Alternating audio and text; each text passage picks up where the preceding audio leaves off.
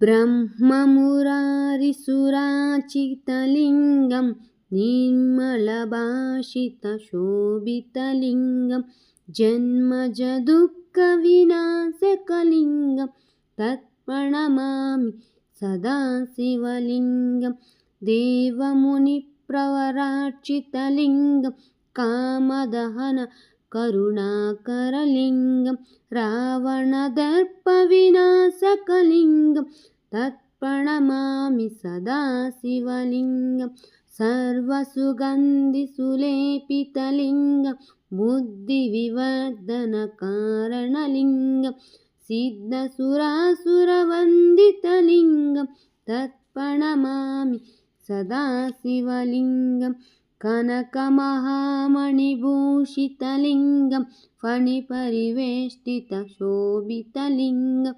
दक्षसुयज्ञविनाशनलिङ्गं तत्प्रणमामि सदा शिवलिङ्गं कुङ्कुमचन्दनशोभितलिङ्गं पङ्कजहार सुशोभितलिङ्गं सञ्चितपापविनाशनलिङ्गं तत्प्रणमामि सदा शिवलिङ्गं देवगणार्चितसेवितलिङ्गं भावैर्भक्तिभिरेव च लिङ्गं दिनकरकोटिप्रभाकरलिङ्गं तत्प्रणमामि सदा शिवलिङ्गम् अष्टदलोपरिवेष्टितलिङ्गं सर्वसमुद्भवकारणलिङ्गम् अष्टदरिद्रविनाशकलिङ्गं तत्प्रणमामि सदा शिवलिङ्गं सुरगुरुसुरवरपूजितलिङ्गं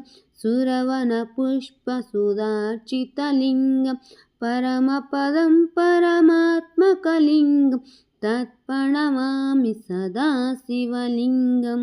Please like, share and subscribe.